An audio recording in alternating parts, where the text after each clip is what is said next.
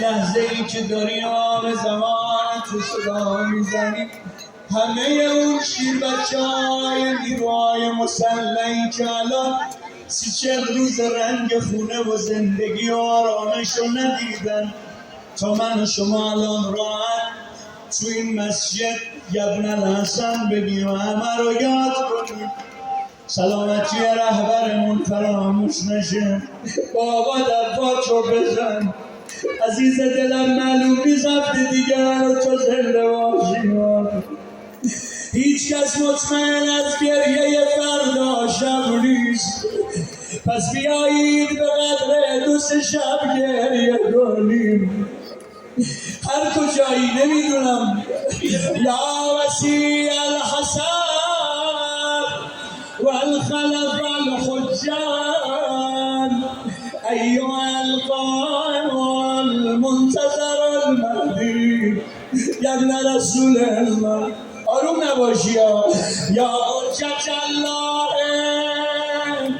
علی خلقه یا سیدنا.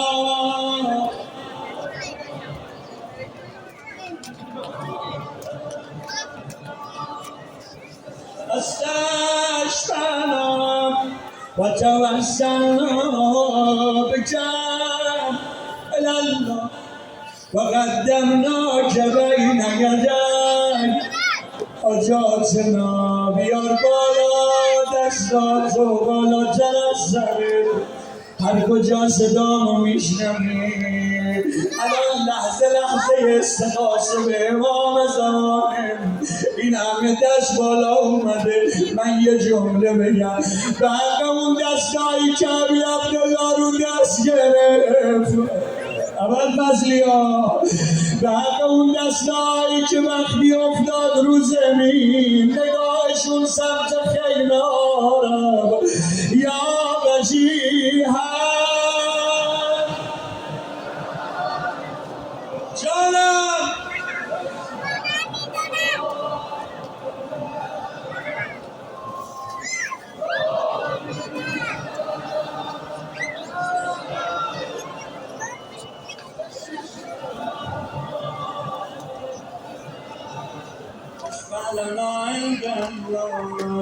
یا سادتی و موالیه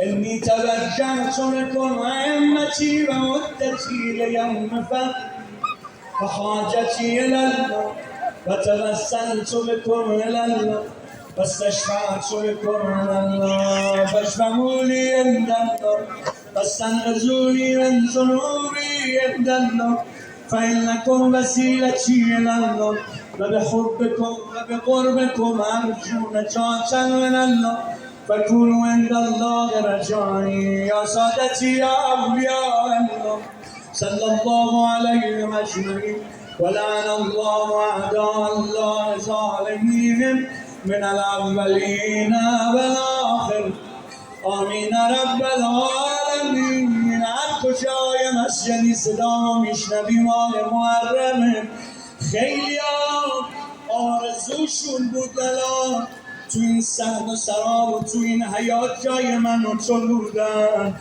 سینه میزدن برای ابی عبدالله تو خونه امام زمانشون. یا ابا عبدالله، یا ابا. خیلی ببینید چند دقیقه کوتاه ها. عبدالله یا ابا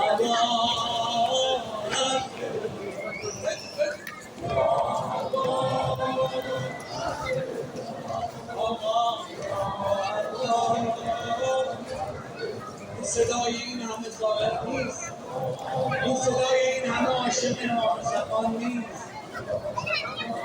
جانم 5-6 دقیقه از من التماس دارم، خواهر و برادر همه. آره قربونت برم، این فکر رو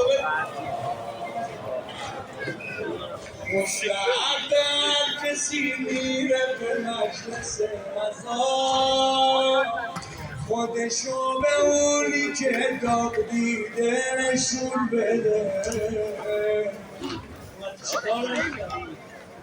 مستعد زیر مجلس رضا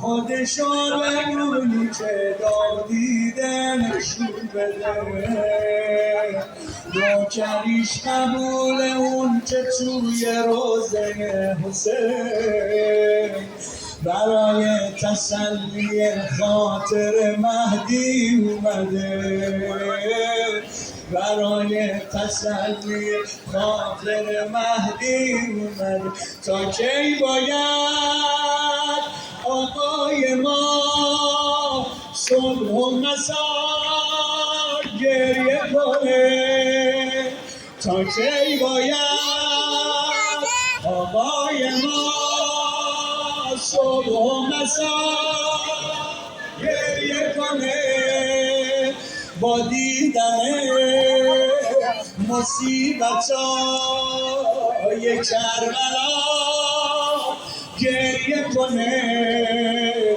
با دیدن مصیبتای کربلا گریه کنه توی